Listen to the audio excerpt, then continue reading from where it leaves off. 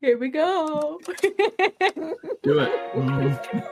Okay, cool. Here we go.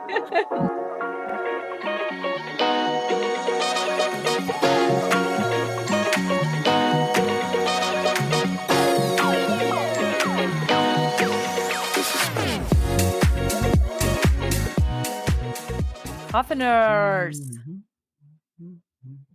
What are you humming? Just trying to throw you off a little bit there, Holly. I already told you that I lost my introduction sheet. And let's see how you do. Let's go. Okay. Welcome back to Coffin Talkin', where we unravel the mysteries, embrace the peculiar, and find humor in the unconventional world of funerals and death. Oh my gosh, you did great. That was it, right? That's pretty good, yeah. At least from what I remember. 38 or something. I think this is our 38th episode. Episode 38, wow. So we made it, and yay! And welcome back. Thank you. So before we begin, I just want to say, hey, Holly, thanks for all the number updates you've given us. And so we've finally crossed that 200 mark. So thank you so much, Coffiners, for 200. Okay. For chipping in with us. And I just want to say thanks, because a lot of times when you plug into us and listen to an episode here and there, it does take time away from your day. So thank you for that. I appreciate that. Yeah. Thanks for what's going on? Part of your day. Wasting what? Thanks for that, Holly. This will be our last episode. Yeah. This is the farewell from Coffin Talkin'. Oh my gosh. Oh, some people will probably be panicked if that were true. What? What's happening? Wait, what? So how was your week? For sure. Maybe. How was your week? It was good. Good. It was just a weekend. I didn't prepare anything, so I don't know what happened. Okay, no worries. Oh, here's something. Okay. I went out every morning while it was still cool in the mornings and weeded the garden. Oh, good. And we have peas and we have little tomatoes popping up. Tomatoes? Yeah. How fun is that? I know. It's really fun to see them. Right now they're black. The tomatoes? Yeah. Are they frozen? No. Did they get frozen? No. They should just be green. I don't know. I don't remember. I don't know why they're black. Okay. I don't know. I know we tried a couple different varieties, but I've never seen them black before. But you can see them turning green. Okay. All right. So I don't know what that is, but maybe it starts out that way. I don't know. Yeah, it's a cherry tomato of some sort. So they're little. Mm-hmm. But that's really exciting. And we have peas coming in. Great. And as I was weeding, I would just pick off a pea and eat it. Single pea or a pod? I would ration them. Let Kate know that there will be no peas garnished from the garden. There really won't be. One pea at a time. Well, I get hungry as I weed. I really do. Oh my God. A woman of the land. Oh, Holly. Of the soil. I'm one with it. That makes me laugh. Oh, that is hilarious. But they're delicious. Oh, good. Yeah, they're the best snap. I'm sure. And are they in a pod? They're in a pod, right? Mm-hmm. They're not just single peas. They can't be.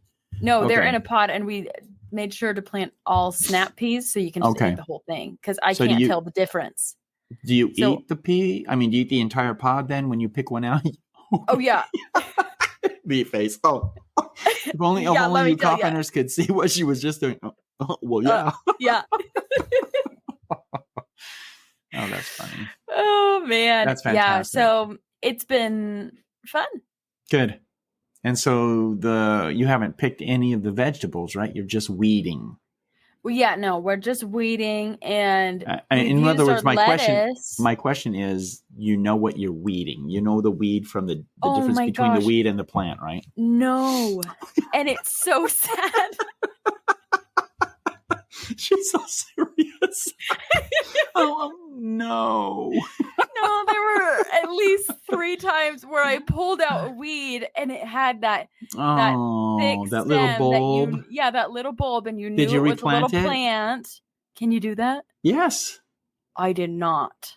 Yeah, you need to replant it as soon as it's pulled. Replant it. I didn't It's know not you gonna. could do that. I thought I just Yes. killed it, and so I No. just threw it. Mm-mm. When you throw it, then you kill it because it's exterior. It's like a fish out of water. The fish lives for a little while, but will eventually die out of the water. Oh, that's so much sadder. So you hurry and throw the fish back in the water before it dies. It's the same with the plant. Oh my gosh. Well, The more my you day's know. ruined. The more you know, Holly. The more you. Oh, and so you look behind you, Zip Caden standing right there. He's gonna listen to this episode. He's gonna be so sad. You ate all the peas and you killed our plants. Oh, ripped them out as they were Maybe just starting. Maybe he's gonna edit that out. So the coffiners don't lose respect. Yes, absolutely. So, So my week, the highlight was Lisa called with a return date. Yay! Yeah. So I'm going to fly out on Tuesday afternoon, and we'll drive back on Wednesday. Oh, how fun. And I don't think we've hinted that she's been gone for a while, but she's been helping her dad in Colorado. Yep. As he's moving into a facility right now. So that's where Mom's been for the past, what has it been? Like a month now? It's been pretty close. Yeah. Yeah. There was a lot to do. So they had to sell the house. They had to clean everything up and make him comfortable with what's happening. Right. Yeah. That was the biggest hurdle. Yeah. Yeah. So, I'm sure. Yeah. Grandpa. He's such a nice man. Yeah, he's really nice. Well, I'm so thrilled. I'm thrilled that she'll be back. Yeah, me too. It hasn't been the same recording knowing that fictitious Lisa is not in the house. Floating through the room, you mean? Yes. Where every once in a while. And we use that terminology wisely, correctly, and accurately. Floating. You can trust us. We're professionals. That's right, Holly. That's right. Thank you. That's right. We have 200 listeners. Oh, yeah. Okay. Oh, my gosh. Well, that's great. So you're going out Tuesday, driving back down with the car on Wednesday. Yep. Do you have your ticket bought? She bought it. Which I haven't seen it yet because it has been purchased by FL. The fictitious Lisa. Oh, no. I've been told it's been purchased. I just haven't seen it yet. Uh-oh. Oh, yeah, I know. Yeah, it'll be fine. It'll be fine. It'll be good to see her and family up there for just a brief moment or two. Mm-hmm. Well, that'd be great. Yeah. I'm excited about that. I'm sure Shorty has missed her. Yeah. Shorty has been hanging in there. He's definitely sad. Yeah. Because when I get home, I get home late. Today was not a planned work day, but it ended up being one. And so. Right. Yeah, it's fine. Well, I guess that's that. And it's time to be frank. Okay, Holly. Okay. So I want to think of what I want to tell about today is a little bit of the planning background of a funeral. And so when we look at and meet with families that want to have memorial services, funeral services, or whatever the case might be, one of the questions is it going to be family run or do you want to have a minister? Oh, yeah. So a lot of times, most services will be run by a minister. Mm-hmm. Now, can you tell me just off the top of your head what you think might be pros and cons of hiring a minister? And I mean hire because you actually pay them to do the service. Really? They're paid? Yes. Con. That's a con. You're right. Pay for them. I would say a pro would be someone who is more experienced because I'm sure they've done it a lot. Okay. and they can kind of keep the program running smoothly, and you don't have to worry about it. Right. Okay. About organizing it or conducting the program, I guess. Okay. Another con, just based on our So everything you listed just to that point was pros. pros, yeah. Okay. The one con you mentioned to begin with was the payment. Price. Okay, go ahead. Yes, Keep going. having to pay. Another con would be whenever a minister, thinking back to our previous episodes, don't turn off their mic while they're going to the bathroom. You always have. Yeah. There's always possibilities of mess ups. Yes. You've always got that wild card. I feel like, especially too, if you don't know them personally, it's like, what's your connection to the family, sort of thing. Like, why do you have a place here?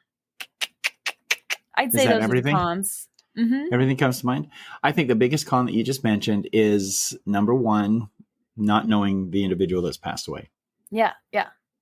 And it can be reflective throughout the service as the individual actually, the minister, quote unquote, takes charge of the service and then presents a message to everyone else that's sitting there regarding the deceased.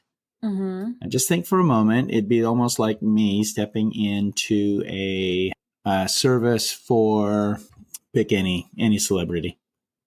Let's just say Joe Biden. If I was asked to do the eulogy for Joe Biden, I wouldn't know what to do. I could pull up the internet. There's a lot of stuff there, but I don't know him, right? Right.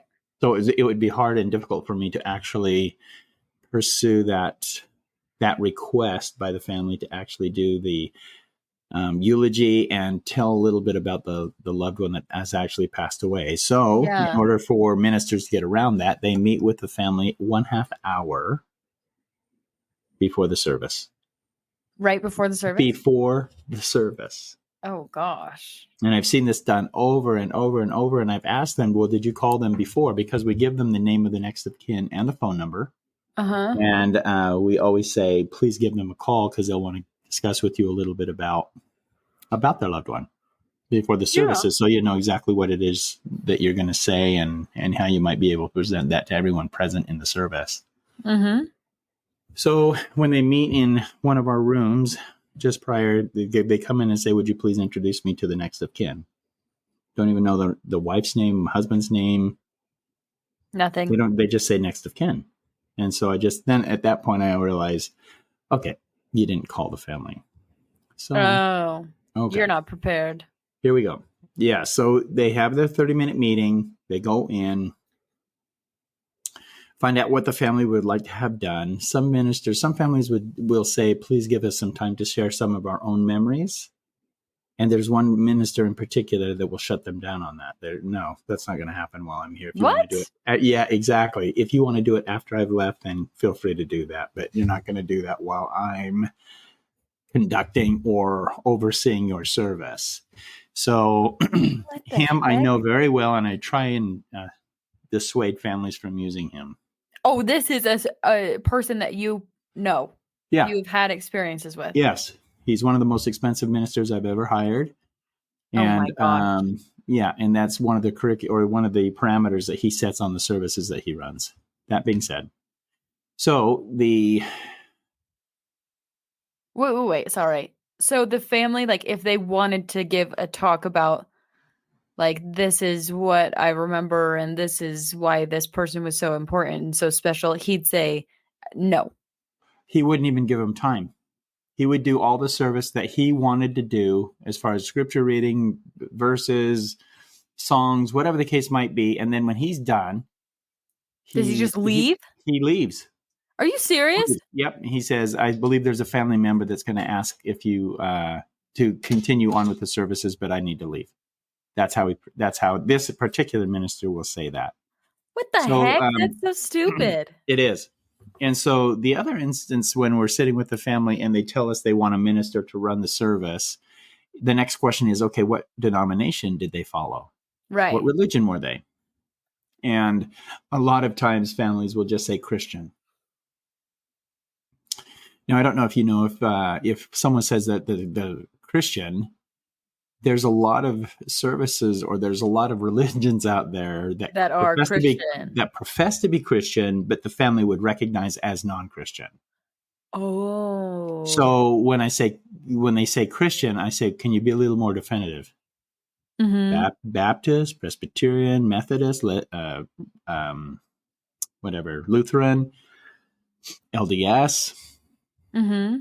And so it's funny when you say LDS, they say, oh, no, we said Christian. Okay. Okay. All right. That's perfect. Okay.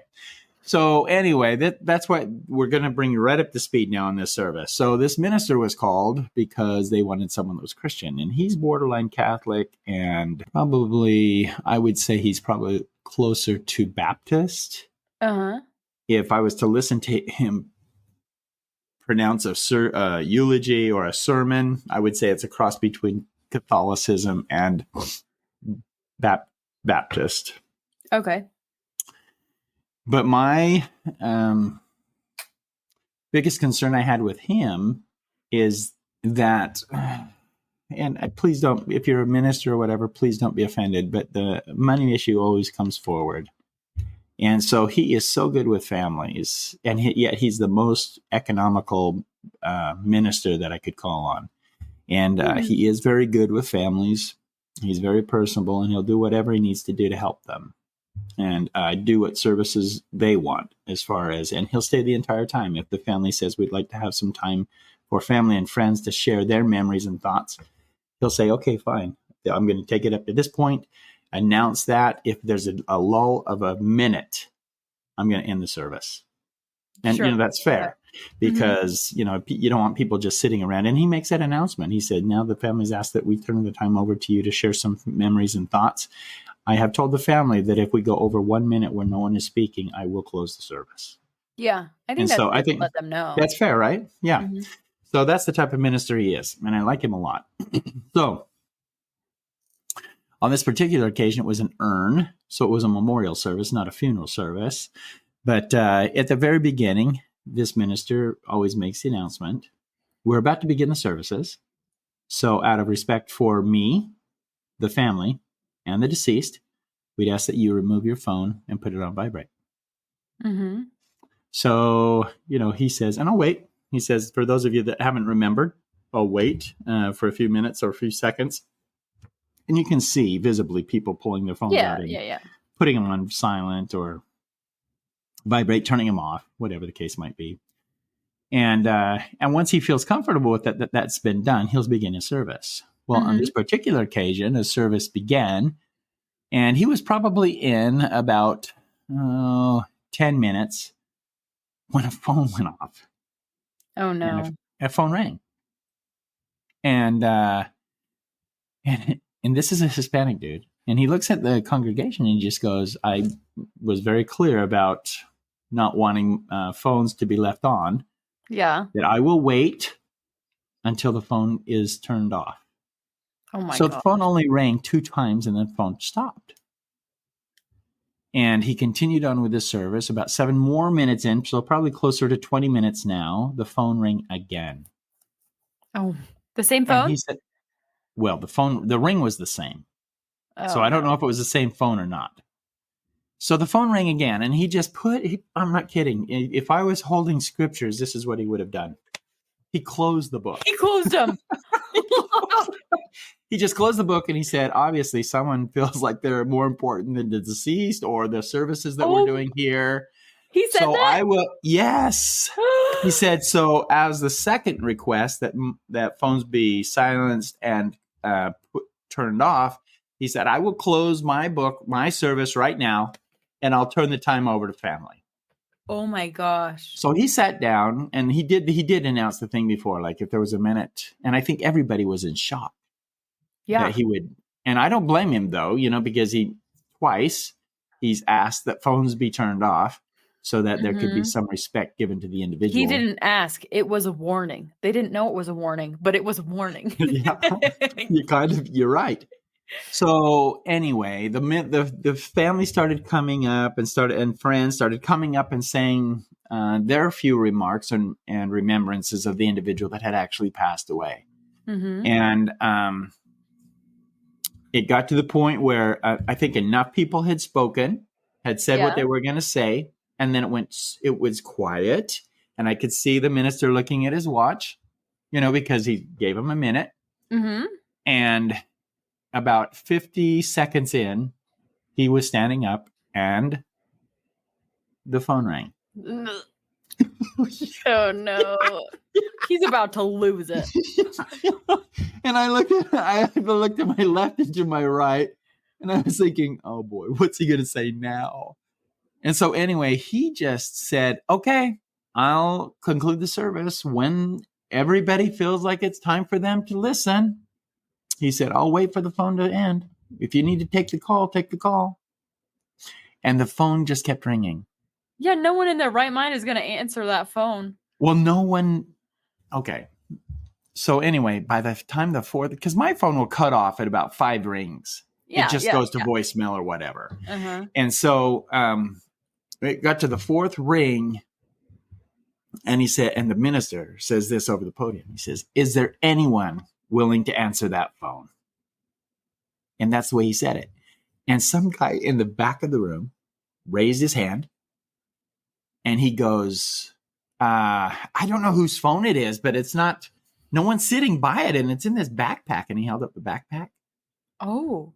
And the minister goes, ay Dios, it's mine. Oh my gosh. So he forgot to turn off his own phone before he went into the service. And he's giving everyone so much grief. So his message changed. Yeah. To forgiveness. Before it was wrath. Yeah. But now. And so he said to himself and to the congregation, well, let's talk. I was going to end the service, but let's talk a little bit about forgiveness and how I feel stupid right now because I'm standing here in front of you and was criticizing you because you didn't turn your phones off when I forgot to silence my own phone. Oh, he didn't even recognize I know the ring or anything. Well, his ring was the same as mine. I thought it was my phone. Oh, it was the panic. Yeah, it's not the T-Mobile sound, but it used to be, and that's what the ring was coming through, the T-Mobile sound. Oh, the do-do-do-do-do. Yeah, and so he said, I know, since I didn't silence it, I know who that caller is, and it's my sister. He said, because I'm not married, and he isn't. He said, I don't have a girlfriend. He said, I have no one else to call me but my sister. Oh, and she knows I'm here. He goes, she knows I'm here preaching a sermon, and yet she calls me. And so he goes, she'll receive the wrath of hell when I get home. The forgiveness does not extend to the caller. No. Oh my gosh. I'm just going to tell you that he was so apologetic, and he actually stood, and he does a little thing at the end of his service. He has a little vial of oil. Yeah. And he offers everyone a blessing. Wow. Well, he offers those that want a blessing to get a blessing while the service is going on. But in this case, he waited at the back of the chapel, and he gave an oil blessing to everyone that came out of that room. And as he did so, he asked specifically for their forgiveness. Oh, and that's nice. Yeah, I thought that was really nice. And kind, because he recognized the error that he had made. Right. And so sometimes we go through our own personal lives, recognize that phones or deterrents might be happening all around us. Right. And if we choose to be focused on what it is we want to be focused on, sometimes we miss what it is we want to be, the direction in which we need to be led. And we call those promptings. Sometimes you can have a prompting where you're actually being asked to do something else, but you're focused on doing something else. And so you push away the prompting. Yeah. You know what I'm talking about, right, Holly? Yeah. You get the feeling like, oh, I should do this, but I have a million other things to do. Right. And I think that was a good lesson for me when I was listening to this minister, and his sermon was great, actually. I really liked that particular sermon. And then what really honed it in was his humility in offering his apologies to those that were present. Yeah, that's really So nice. yeah, it was nice. And I think for once, a minister who didn't know the deceased truly gave a genuine feeling sermon because of Mhm. what had experienced to him, Yeah, or because of what he had experienced, if that makes right. sense. So anyway, the more and more, every time I think back on that sermon and on that experience, I laugh a little bit because he's a good friend, always is, has always been a good friend, and is still a good friend. But Is he a w- coffiner? Is he gonna be uh, embarrassed? okay, he's not technically savvy. He knows how to send Oh, texts and receive calls on his phone, but he's an yeah. older gentleman, and he's one that does not necessarily like to delve in the computer aspect of things. Oh, well, we all Yeah. know he knows how to receive calls on his phone. Maybe not knows how to silence them, but Yeah, I think he knows how to receive silence. He just forgets. And okay, maybe that's that age too, Holly. that's the age thing there. Oh my Oh my, gosh. yeah. Anyway, so that was today's story, and it was so simple. The story is so simple, and so I guess poignant to the fact that, man, I think if Coffiners I had one message from me during this story, it would be try not to be so focused that you miss what might happen around you. Mhm. And in his case, he was so focused on just trying to get through the His sermon. his sermon. But the first time he was interrupted by the phone, I'm sure that jarred him, Yeah, thinking, yeah. okay, when's the phone going to go off again? Did someone turn it off? Is it going Mhm. to go off again? And so his focus now is altered just a little bit. It's still on the sermon, but now he's now thinking about something else regarding the actual phone ringing. So, Yeah. I guess that makes sense too, and this might be a stretch, but that reminds me of or reminds me, I don't know, makes me think of whenever you're going through like, this bad thing happened and this bad thing happened. It can almost steal your joy, mm-hmm, and especially when we're talking about the death of a loved one or something, it's like, why even be happy because something bad is going to happen next and you're just anticipating it, yep, and so you can't feel that happiness, that joy that mm-hmm, is there if you would give it space to be there, but you're just expecting the worst to happen. mm-hmm. So I guess, yeah, that's another moral of the story is just live in the moment and allow yourself to feel that joy and happiness even amidst the worst case scenarios sometimes. Mm-hmm. Yeah, that's a good point. So I will say this too. What was the first comment and we all kind of laughed about it at first because the first time the phone rang, he made this comment, "Hey, if it's for me, tell him I'm busy." Oh my gosh. Little did he know. Oh, it was. It was for you. They didn't get the message. Oh my gosh. Of course he did. Of course he said that. Of course he said that. Yeah, that's funny. The How whole thing is funny. funny. Anyway, do you have any comments or questions on that one at all, Holly? Yes. I think one more comment too that I just have to make because it's glaring and hilarious is when I feel like sometimes whenever we receive advice about something, we're like, oh, this person really needs to hear that. Like this Mm-hmm. person in my life could really benefit from that. But so often we forget to like look at ourselves first and say, Right. oh, I could use that advice. So, oh, it could be my phone. Oh yeah, yeah. You're right. Where they just totally overlooked that. Now, of course, that's not my Yeah. phone because No, I it's took someone care else. of it. I took care of it. I know what I'm doing. I don't need that's not for Oh, me. mm-hmm. Oh my gosh. Yeah, but I think questions too, just for our coffiners. When you see families wanting to choose a minister, but they don't necessarily have one in mind, Yeah. what questions should they ask? Like, do they meet with the minister, or are you the person that tells them about each one that you know, or what? So that is the second part of the question is actually what occurs. So when they tell me what it is that they are looking for, the first thing I'll ask them, I say, "What's your budget?" Mm, Because they need to know immediately that it's not going to be free, that there is going to be a charge. And the budget for ministers is anywhere from $100 to $350 Okay. And for is them that doing. per service or is that like a time limit? Do they charge per hour or?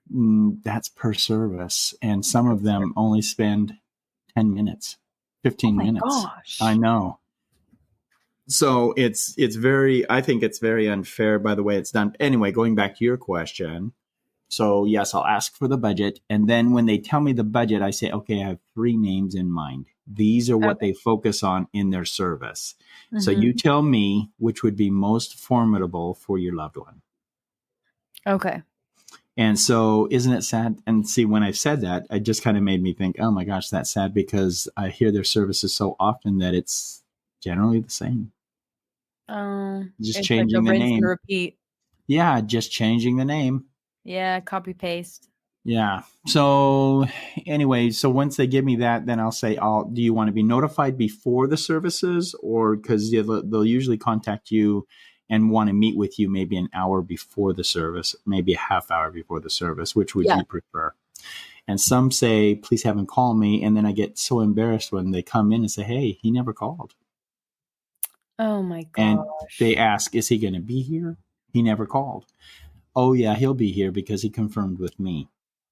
Ugh. And so when they get that news, then they realize that, okay, we're just going to have to tell him a little bit about our loved one before, Right now. Mm-hmm. before the service. And what irritates me a little bit is some of the ministers will ask me to ask the family to come in with a written up background of the individual. What, so they can just read it? Or Yes. Yes. And so they can read it and have some sort of a background, working background as far as the deceased themselves. And so Mhm. when that happens, I don't know, it becomes a little bristling for me Yeah. because, first of all, you should always have a minister that if you have a minister that knows the individual that's passed away, please, Hoffners, ask them to do the service. Yes. If you don't have anyone, ask a family member if they would be willing to do it. Most family members do have someone that would step up and do the service. And if that doesn't work, then cut the minister out completely and just have a family, just say, have the mortuary. I could go up there and say, hey, this is going to be this will be the beginning of the service. The family has Here's the opted not. agenda sort of Yeah, thing. the family has opted not to have a minister kind of oversee the service. Here's what they would like to do. And this is kind of the order that we'll do it. We're first going to hear a couple of songs. There's a Mhm. video that's been prepared. We'll then play the video. And then the wife or the husband, whichever, would like to spend some time having you openly discuss what your thoughts and feelings are about the deceased. Yeah. And I said, and once everyone feels comfortable with that, I think an applause would be appropriate, and then the service will be concluded. And Mhm. the applause, I only say the applause because once the applause is given, that tells everybody the service is over. I guess I don't think I've ever been to a funeral where there was applause. Now, in most chapels, they will not allow it. Mhm. But in our chapel, we do. And there's another church that we use. And whenever the funerals are a little bit of a different beast. Mhm. I don't think that there's really a lot of parameters or policies that would be adhered to in order to stop them from being able to say anything to to a loved one or for a loved one. So Yeah. applause, I think, is very appropriate, especially if someone is performing. Mhm. And people, you get all walks of life, and their first thought is to applaud them. Yeah, So so do it. yeah, that's what they'll do is they'll applaud them. I guess And that just goes back to the fact that we've talked about a lot that it's your funeral service for your loved one. You can do whatever you want. mm-hmm. Well, within reason, you Within still have to, reason, of yeah, course. Yeah, yeah, but still have to respect the church that you're in or the whatever surroundings you might find yourself placed in. You should still Mhm. respect that area and that general locale because some churches will require or request that no photos be taken. Mm. Okay, no photos taken. Right. But yeah, or no recording devices. Yeah, they don't want anything recorded. So you're just trying to be respectful Yeah, to just try to what be it is that's respectful, happened. but Yeah. But if you feel uncomfortable, like with getting a minister, Yeah. or if you want just a family member to do it, or a Mm-hmm. close friend, that's totally an option. You don't Right. have to have someone paid to come in and conduct it. Sure. And if you want to, then do it. Go ahead. That's it. Did you hear that? I did. That's the point Okay. all along. Softeners, I'm Well, so sorry if you just heard that. Nelson just screamed. So, hold it. Is there going to be an Instagram on that? oh my gosh, I have to apologize. I was going to apologize at the beginning. I forgot to post a picture. But I've gotten so many good ones this week. So, Well, you said, Holly, that you were going to post them. I know. So I don't made a follow hard Instagram. commit and I did not follow. Yeah, a hard commit. So I'm so sorry. Okay. All right. I Well, will anything do else it this week. What's that? I said I will do it this week. Okay. All right. But as for the story, I don't think so. Do you have anything else? Me personally regarding the story? Yeah. No, I do believe that there is a certain amount. I'm going to say confidence. I'm grateful that that this particular minister did mention the respect aspect regarding phones, because sometimes we're too locked into our phones. Oh, and yeah, he is always good about asking people to make sure their phones are silenced or turned off. And I think that is a good point of respect in anything or any place you go into, any setting you set yourself into. Please, just turn off that silence the ringer. Yeah, I know people are busy. I have to be tied to my phone, but if at least it's silent and you can actually look at it and then take it with you, or just step out. No one knows the difference. They may think you're going to the restroom, clap the light on or turn the light on or whatever the case might be. Say a prayer. But say a prayer. But I think that's a perfect point of etiquette, that you'd go ahead and just make sure that your phones are silenced or off when you set into either a conference, anytime someone's speaking, anytime that you have actual sit down group. It's good to have that thing off, and that's just proper etiquette. So anyway, and it's good to remember, especially when you're attending something that the attention isn't going to be on you. Mm-hmm. It's really easy to just pull out your phone, but it's a good reminder to not, because the minister will call you out personally, and you will be embarrassed. Yeah. I did. I will say this: once I was speaking in church, and my phone went off. Oh, I remember that. And you were speaking. No, this makes it so much worse. You were speaking on technology. That's right. And separating yourself from technology. And then your phone rings. Didn't I say something like, and here's a perfect example of what not to do? Something. And I just looked at the screen and said, sorry, and then swiped left. Yeah. Sorry. Call you back later. Oh, boy. Oh, that was so funny. I'm glad you brought that up, because I was debating it. You should always bring it up, Holly. It's always fun to bring up personal items. Mm-hmm. Well, not always fun, but it is enlightening. It's always fun for me. It lets people know. Us a little bit better. That's all. Okay. Right, yeah. Well, no, I think that's a great story, great reminder. And if you guys have any questions about this, or any questions about ministers, or just how to conduct a program, a funeral service, send us an email at letsbefrank@coffintalkin.com, or send us a DM on Instagram, where you will find a picture of the cats this week. And YouTube. Oh my gosh. That's going to be on. I don't know that we're going to be running with it tomorrow, I think. I think we're going to do you and Scott. Yeah, I think we're going to do something tomorrow, and so it'll be posted up this next week, I'm sure. Yeah, so check out our YouTube channel. It's just Coffin Talkin' Podcast. And all of our videos are there, and we will be introducing some new fun segments with your favorite Scott coming back. So keep an eye out. I do want to ask if anyone's brave enough, and if they have ever caught an orb, and if you know what an orb is, if you caught an orb on film, I'd love to hear about it and what circumstance you may have found yourself in, because I've got a story coming up here probably next week and maybe the week after regarding orbs in a cemetery. Mm-hmm. And I would be interested in knowing if you have any experiences with orbs at all. And you know what I'm talking about when you see an orb, when you say you look at a photograph that's been printed and in the background you've got little circles you can't really explain. Yeah. Those are orbs. And so I'm interested in knowing what your experiences might be with orbs.